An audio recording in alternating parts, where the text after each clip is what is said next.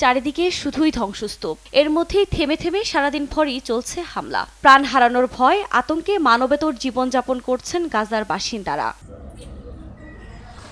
এই নারকীয় তাণ্ডবের মধ্যে উপত্যকাটিতে নেই কোনো ঈদের আমেজ।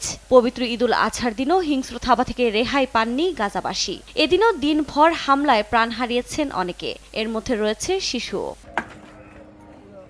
জাতিসংঘের প্রতিবেদন অনুযায়ী উপত্যকাটিতে গেল ৮ মাসে ১৫,০০০-এর বেশি শিশু ইসরায়েলি হামলায় প্রাণ হারিয়েছেন। তবে যারা প্রাণে বেঁচে গেছেন তারাও খাবারের অভাবে করছে মানবেতর জীবনযাপন। মারাত্মক অপুষ্টিতে ভুগছে গাজার শিশুরা। এছাড়া প্রাণও হারিয়েছেন অনেকে।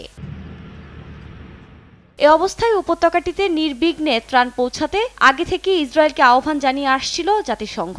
এবার ত্রাণ পৌঁছে দিতে প্রতিদিন দক্ষিণাঞ্চলে গুরুত্বপূর্ণ সড়ক পথে সব ধরনের সামরিক কার্যক্রম বিরতির ঘোষণা দিয়েছে ইসরায়েলি বাহিনী।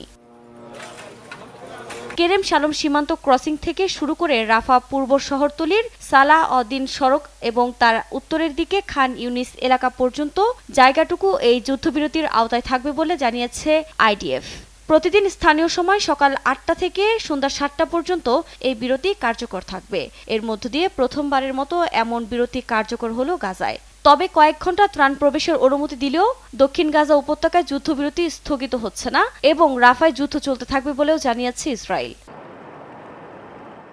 এদিকে নেতানিয়াহু বাহিনীর এই সিদ্ধান্তকে স্বাগত জানিয়েছে জাতিসংঘ।